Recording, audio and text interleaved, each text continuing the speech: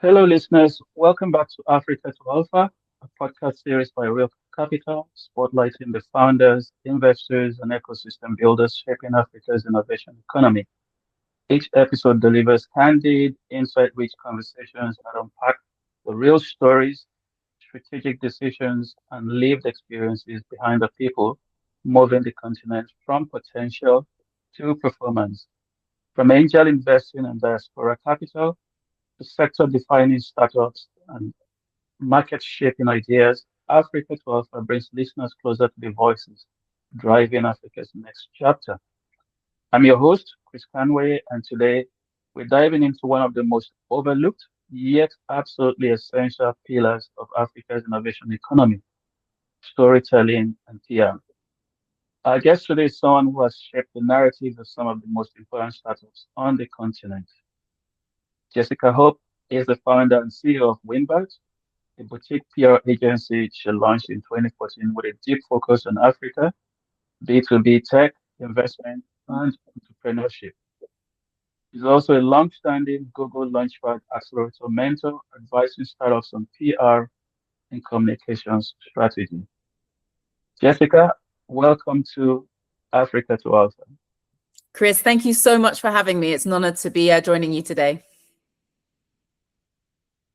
Great, let's get started. So first off, Jessica, we'll be talking about your journey and building Wimbart. So you founded Wimbart in 2014, and that's long before African tech had the global attention that it has today. What inspired that move? Great question. Well, technically, we launched. Wimbart was founded in 2016, but I'll take you through the story. I went to university with a man called Jason Njoku. We had a student magazine together straight after university called Brash and then Panache. We had a fallout about money, and I basically sat in his office until he paid me, which he did. And then we didn't speak for a little while, but we did have the same kind of group of friends and network from Manchester. So after university, quite a few of us stayed in Manchester, but there was a sort of slow migration back down to London. And as it is with young people, we don't hold grudges too long. So Jason and I reconnected in London, but just became friends again. And it was around about this time that he was setting up iROKOtv, which for those who don't know, it's a Nollywood platform. And it was the first, I guess, company to bring Nollywood online. And for those that really don't know Nollywood, Nollywood is Nigerian Hollywood, the second biggest film industry in the world in terms of output. So this was 2011, and Jason had really done a lot of work in terms of popularizing Nollywood online on YouTube. And he secured $3 million from Tiger Global to build out his own platform, which was iROKOtv. Now, these days, $3 million doesn't sound like a huge amount of money, but in 2011, for an African tech company, it was a wild, wild Series A. So Jason asked me to quit my job. I was head of press at the Jewish Museum in London, quit my job and join iROKO. And I did. And that was my entry into African tech. So I've been working in the space since 2011. My PR career dates back to 2005, 2006. So it's a discipline that I've been working in for a really long time. But my focus on African tech started in 2011. I worked with Jason and I did both the consumer side of things. So I would have to take Nollywood stars around the world for various kind of sponsorship and activation activities. But the larger part of my journey was really talking about Nigerian tech, entertainment tech in global press. So one of the things that we needed to do was open doors and open opportunities for Jason and the C-suites to have conversations with big advertisers or partnerships. And part of that was actually building the trust around a Nigerian tech company. So Jason was featured in everywhere from CNN to The Economist, BBC, TechCrunch, and so forth. And so we were able to, I guess, position Jason as one of the earlier pioneers of African tech fundraiser, in terms of fundraising, in terms of building and scaling. So I was at iROKO for 3.5 years and did everything from PR to content to anything. I opened the office in New York. I think that was, those early days, startup days, when everyone gets involved. Your job description is very loose. You just have to get stuck in, roll your sleeves up. Jason became really famous and really well known, and a lot of his network were asking him if they could subcontract me because they needed PR support too. And it was Jason really who was able to identify that there was a market and an opportunity for me. I just had considered I would stay at iROKO and go up. But he kind of thought that I would maybe leave at some point, or I wouldn't leave and be restricting my own career. So he suggested that I leave iROKO. He became my first client. So I had 2 years runway as iROKO as my first client. I was also 8 months pregnant. So a lot of life-changing activities at that same time. And that's where the idea of having my own PR agency started. But I didn't have an agency from day one. I started off as a freelancer, especially as I had a newborn baby at home. And then I was had a few clients here and there in the early days. And in 2016, I made my first hire, Maria. And that's really when we became an agency. And that's when we started to build and scale. The name Wimbart comes from a street in South London where my grandparents and my dad and I grew up in.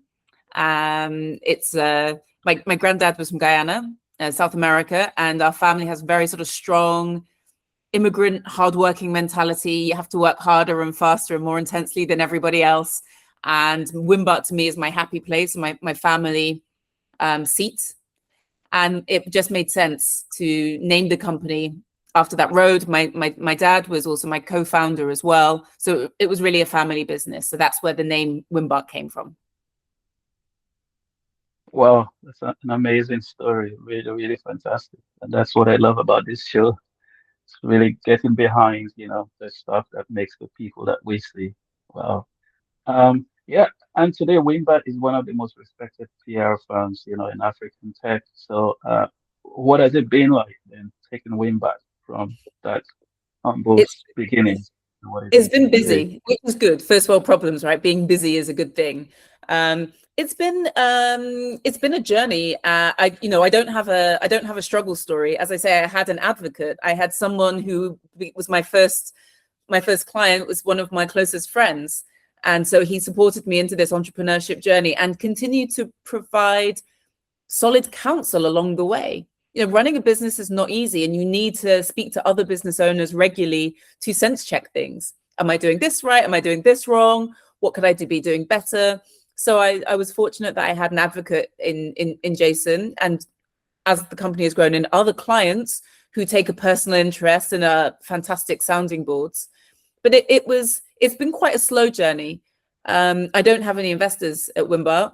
So I was never had to be swayed or influenced by shareholders or a board.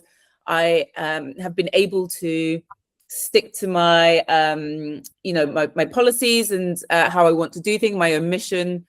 And it's been very much about being transparent and focusing on quality of work. So we very rarely have done any of our own PR or marketing per se. Our PR has been the quality of our work.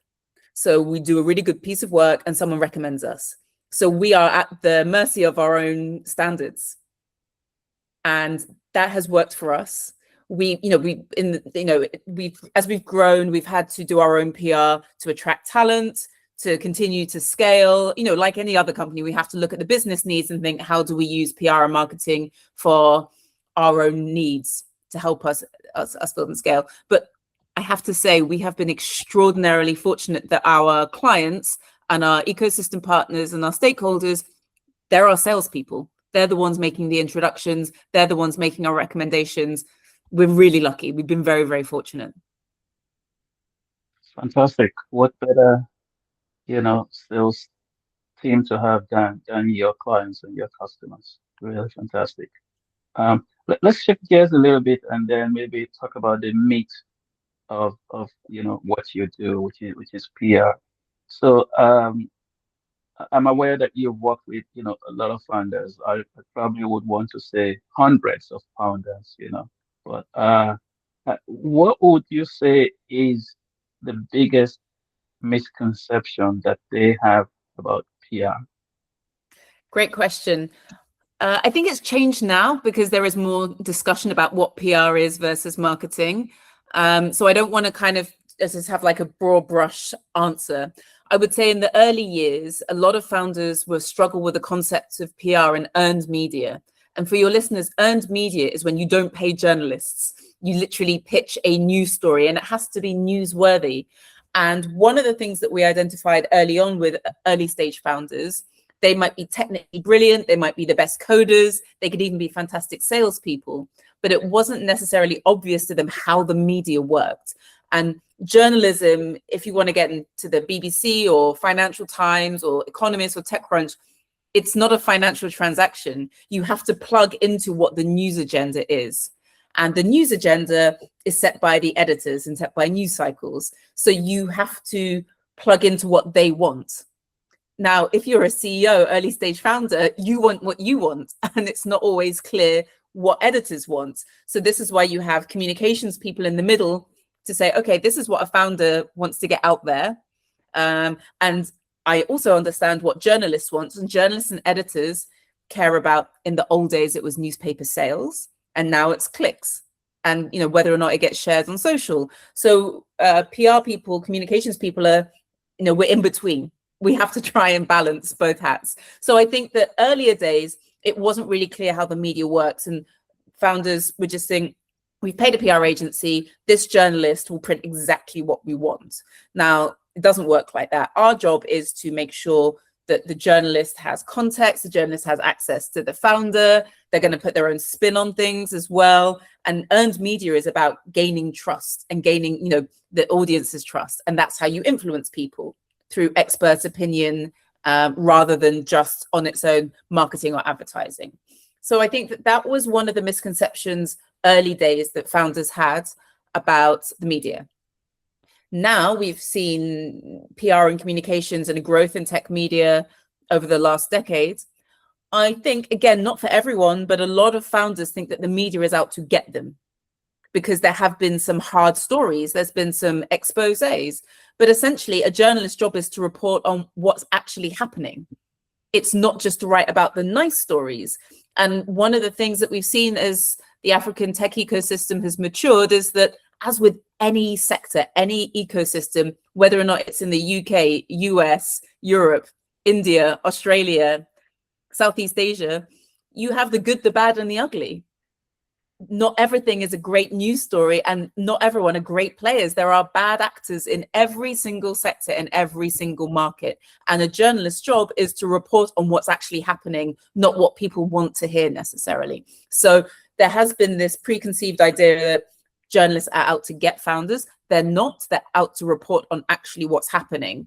And my advice to founders now would be to, think about what you're doing and how it could play out in the media, but also take journalists on the journey. Don't just ignore journalist questions for tougher periods. Don't try and sweep things under the carpet, because at that point, then you are removing yourself from the narrative and the opportunity to shift the narrative. Thanks, Jessica. Seems like the point you're making there is borders around credibility, clarity, and elements of consistency. And you touched on one really important point here. You said newsworthy, the start of your comment there. And so I was just wondering, from your perspective then, and for the benefit of our listeners, what makes a story newsworthy? Really good question. And that's a question that we at Wimbart ask all of our clients. You phrased it much more nicely. We often just say, so what? What's the so what aspect? Now, this is something, and I'm a business owner, so I get it. So over the last 10 years, every single month that I've managed to make payroll, every new hire, when we've moved into a new office, we get a new accounting system, for example, that is newsworthy to me as a business owner, but I don't think that the Wall Street Journal or its readers are going to care about it, right? So as a founder, everything matters to you. And if it doesn't, okay, maybe you're going to struggle in business.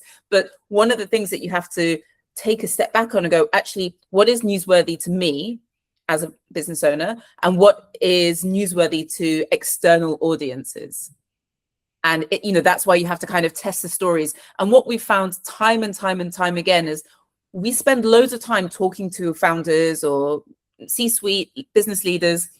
And the more you talk, or the more they talk and you ask questions and you delve, what they might think is a news story, actually that might not be it might not be press release worthy. It might just be an extended LinkedIn post. But then they're also sat on some really interesting stories that they might not have considered would be externally relevant. And that's what a good PR person can do. We can help sniff out what is newsworthy, what's a good news story. And often it's to do with, there's a particular milestone. If you've got 10 million customers, that is a fantastic milestone. If you're launching or moving into a new territory, again, that is newsworthy too.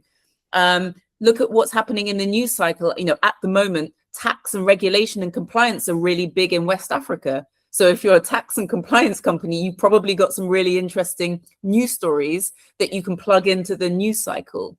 So what makes a good news story is something that's relevant, timely, often has data to back it up, especially if you're making a big assertion.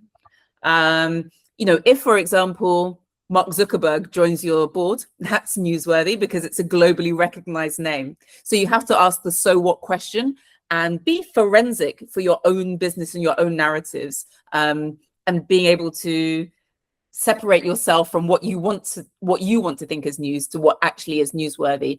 And one of the things that I think is really important is for business owners to really critically read media and understand what the media is writing about. Then it's much easier to see how your story will plug in to that agenda. Thanks, Jessica. And I think even for me personally, I probably don't understand PR at all. And I guess a lot of founders will be in a similar position. Um, I often think that for something to be newsworthy, it probably needs to convey a lot of metrics and all that. I think a lot of founders, as I speak to founders, they tend to fall within that bracket, thinking the same. From following on from your response, what sort of metrics would you say would qualify as being newsworthy versus what metrics would be absolute vanity metrics? Okay, I see you're trying to get some free PR advice here, Chris. I admire your hustle. So it could be, if you manage as a company to increase your revenue by 50% year on year, I think that's quite a good metric. We do quite a lot of data reports for some of our clients at Wimbart. And actually what's interesting sometimes is to have multi-territory data points. So for example, and because then you can compare and contrast, right? So if Nigeria data is saying one thing, you can compare it with Kenya data. Obviously, there's the rivalry there with South Africa data. You could say, actually, growth in Nigeria has slowed to 3% per quarter, whereas Ethiopia is increased by 50%. It's a growth market. It's interesting for investors. That might be an interesting point of analysis. People might start thinking, hang on, why is something growing in Ethiopia rather than in Nigeria? So data points and metrics like that are of interest. Growth, as I say, headcount of a company, not so much. Companies grow and drop and grow. So yeah, it's looking at the data and working backwards, and we think in headlines. What can you see as a headline? What's actually interesting? It goes back to the so what. So for example, let's go back to your company might grow, from 50 people to 200 people. So what? If your company grows from 5 million to 300 million in revenue, that's way more exciting. Right. So it's about real traction, real customers, real impact. Okay. So we're put down all of the noise, and then let's fast forward a little bit and talk about the sort of broader ecosystem. And I know you touched on that earlier on, even though with the iROKOtv story, it was more sort of focused on the creatives. But in terms of the evolution of African tech media, and I believe you've written extensively about this, including PR saturation, the headline economy and all that. What would you say has changed over the years? Really good question. So I think there are certainly more media platforms. Some are great, some are not so great, as the same with any media ecosystem, not just talking about African tech. We've seen a maturation, certainly, of journalism. So critical analysis is certainly more prevalent now than it was 10, 11 years ago. There's been some fragmentation. So we see more companies going straight to Substack and building their own communities, through content, which makes sense. You can have some highly curated, really specific content for certain areas. It's fine. And, founders or leaders also writing a lot more, kind of putting their thoughts down on paper, or computer screen, not paper. We've seen, I think, also some of the larger tech media publications like Tech Cabal and TechPoint, they've been incubating some really solid and really strong journalists that have gone on to work in global publications too. So, they're having an influence. They started in the tech publications. That's where they earned their stripes. And now they're working at the FT, they're working at Semaphore, they're working really big global publications. So that, I think, has been a big change, and means that because you have journalists who started off on the tech beat and probably have a fondness and a warmth and an understanding of the tech ecosystem, they're now in a better position to influence on global platforms because they know the market really well. So we're seeing more opportunities for tech companies to secure coverage in those global outlets. That's a really encouraging story, and particularly for the ecosystem. Thanks for that point. And what role do you see AI playing then in all of this, in this evolution? That's a great question. I'm not sure if we know yet. It's evolving, it's moving so quickly. And I know everyone says AI is moving at pace. I did some interviews with journalists just last year about AI in the newsroom and journalism and media. Now, the good thing is that AI is quite good to help structure stories, analysis, and it lowers the barrier to entry for people who want to be able to write a press release, for example, and send it to a journalist. You don't necessarily have to use a PR agency. However, the proliferation of AI means that more people are just sending content all the time. So journalists are now overwhelmed with quite often crushingly average press releases. And it's very difficult for them to, I guess, pick and choose. So that means that beyond AI, it's still the relationships between journalists and PRs, or journalists and media people, that help get a story over the line. So if before a journalist was getting, let's say 20 emails a day, obviously they can't write 20 pitches. They can't write 20 stories in a day. But now they might be getting 200 emails a day because everyone's sending a press release. Everyone's writing a pitch that only took 3 minutes or 3 seconds to craft. I use the word craft very lightly on AI. So journalists are now overwhelmed. So they're still more likely to open an email from a recognizable name with someone that they work regularly with. So AI can help newsrooms and PRs in terms of not fact checking, in terms of writing content, but you still need that human eye to refine what's going out. And one of the things that we've noticed as well, and this came up in the interviews that I did with journalists, is that people are not critically using AI. So AI will just make stuff up, and they'll make names up, and they'll make quotes up.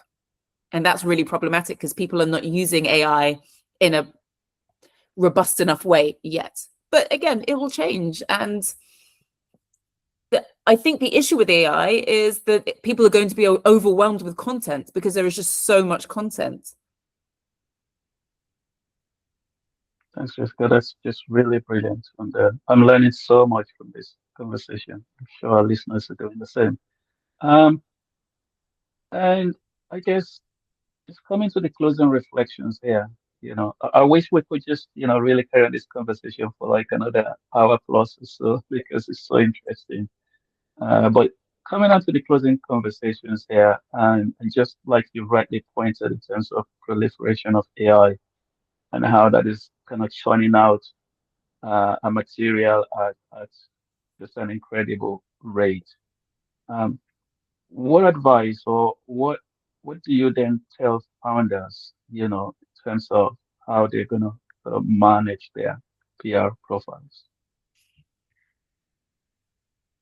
I think early stage founders using AI is great if you don't have much budget, but it's still you have to look at it with a critical lens, and you have to use it as a foundational tool and a means to an end rather than just the end itself. So I'll give an example. We've even seen this proliferation of AI in RFPs and proposals coming through into our agency. So with that, everyone just sounds the same. Everyone's sounding very generic, that you can see the same prompts over and over and over again. And you can see the same direction and the structure. And humans are still pretty clever, right? As humans, so we get bored very quickly. So if we're reading exactly the same content, at some point, we'll just stop reading the same content. We're curious beings. Humans are curious beings. So why do we need to keep reading exactly the same content, the tone and everything from everyone else? We just switch off. And at that point, that's when public relations is all about influencing. So if people aren't reading, you can't influence. So this is where, I mean, it's like me, AI is really helpful. I'm kind of a scatty thinker. I'm not particularly organized. I'm a creative. So for someone like me, AI would be really good if I'm starting a PowerPoint presentation or a deck. It will help give me that structure. And then I add on to that my own individual thoughts and experiences and discussions. So I think that AI should be used, of course, in terms of efficiency, but it isn't the same as in-person engagement. And the one thing that I would also say about public relations is that we always assume that public relations is just, can I get my story in Tech Cabal? Can I get my story in TechCrunch? Can I get my story in Disrupt Africa or whichever platform? Of course, those are really important parts of public relations, but public relations is also about you speaking in a room. Chris, you and I met at an event. That is public relations. Yeah, that is how we engage. Humans are inherently quite social beings. So it's there, but it can't replace everything. It can't replace in-person engagement, how you represent yourself in person, how you engage with other people. And importantly, when going back to influence, public relations is also what are people saying about you when you're not in the room. So people have to know your brand, what you do, who you are. And, if someone recommends me to you, that's my public relations done, right? I have influenced my public enough that then you come to Wimbart or what, So all of these are contributing factors. So AI can help with content, it can help with structure your thinking, but it can't replace yet, maybe it will do, those in-person engagements where people buy people. Thank you. And I'm glad that we met at an event and you could see that I am not AI. Yes. So in closing, finally, then, and you've sort of responded to how you think founders should treat, PR, and for more broadly for the ecosystem, and specifically now ecosystem builders. Do you have any sort of nuggets for them in this regard? Another great question, Chris. I would say not everyone needs PR from day one. So early stage founders, and that's not me trying to do myself out of work or a job or anything. But whilst not everyone needs a PR agency or even a full-time comms person from day one, you do have to think about your positioning. You do have to think about how you communicate and why you're communicating. I think that that's really important for founders and for ecosystem builders as well.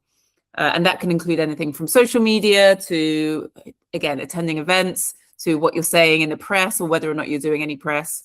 So I think it's important to think about your positioning and being consistent. You touched on it earlier. Being consistent is very, very important, and being clear and transparent. Because you don't want someone to say, oh, I know these people, they're kind of cool and I've read about them, but I don't really know what they do. I want people to say, Wimbart does African tech PR. We do a load more than that. We do so much more than that, but our umbrella value proposition is African tech PR. We do strategy, we do consultancy, we do events, we do all sorts of things. We connect investors to opportunities as well. But consistently, people say the same thing about my company. And I think that that's what founders should look for, just to eliminate and mitigate any confusion. Right. Okay. Fantastic, Jessica. This has been really, really brilliant. And yeah, we've come to the end of the conversation. Thank you so much for joining us on the platform. Thank you so much for having me, Chris. Real honor. And thanks so much also to your listeners for listening. And they can contact me if they have any other questions. Great. So to our listeners, follow Africa to Alpha for more conversations with the builders shaping Africa's innovation economy. Until next time.